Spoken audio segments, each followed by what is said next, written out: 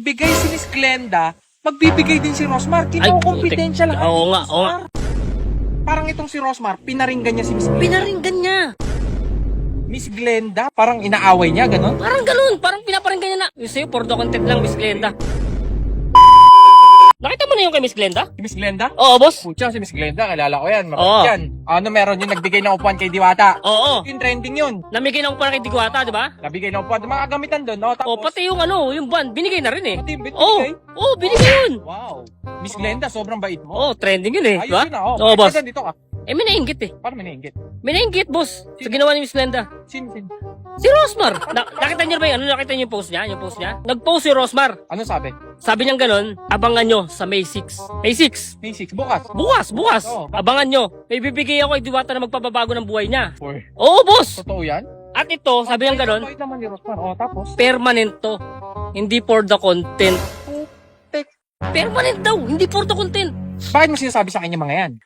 Ganito kasi ang hinala ko eh. Oo. Parang pinatamaan niya si Glenda eh.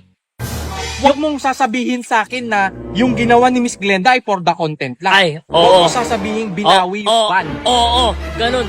Ganun ang kutob ko dito. Parang itong si Rosmar, pinaringgan niya si Miss Glenda. Pinaringgan niya.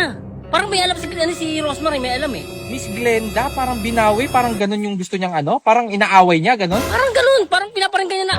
Yung sa'yo, for the content lang, Miss Glenda. Di ko kagad na-gets to eh, di ko na kagad na-gets eh. Pero, Miss Glenda kasi kakabigay lang eh. kapibigay niya lang. Nag-post ng ganun. Oo, yun.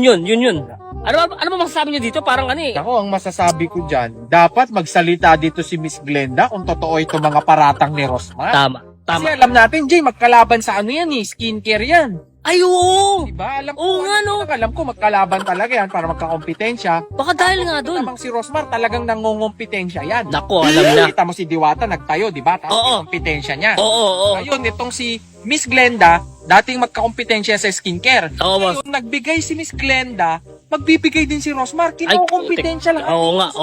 Ayaw magpaano. Ayaw magpatalo. Patalo. Pero ang masama dito, yung sinabi ni Rosmar, doon ako Oo. nasaktan. Sinabi niya dito na parang for the content. For the content lang daw eh. Si Miss Glenda, napakabuting tao niya. Pero ito, kung totoo tong mga sinasabi ni Rosmar na hindi na si Miss Glenda ay for the content lang, Oo, boss. dapat talaga magsalita dito si ano. Ay, dapat talaga, boss. Dapat talaga. Linawin niya na binigay ko talaga yan.